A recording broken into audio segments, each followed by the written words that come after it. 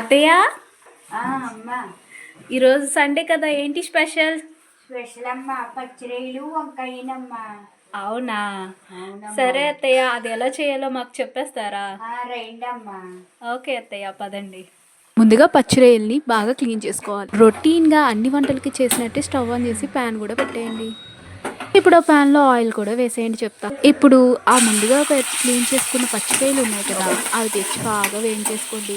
వేయించుకోమంటే అలానే వేయించుకున్నారు, కొంచెం పసుపు కూడా వేసి వేయించుకుంటే బాగుంటుంది.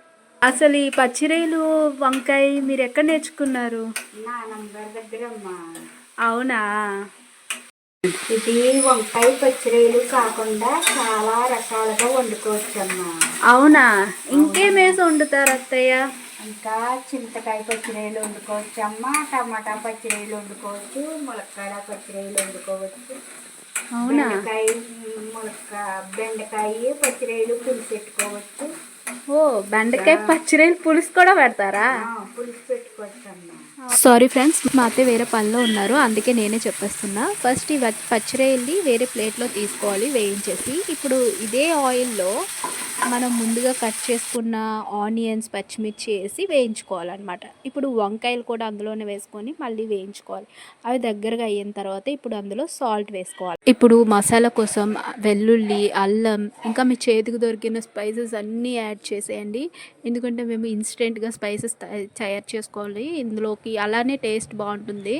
సో అందుకని అలానే వేసుకోండి. ఇప్పుడు ఇందాక వేయించుకున్న రొయ్యలు వేస్తున్నానమ్మా. ఓకే అత్తయ్య, వేసేయండి.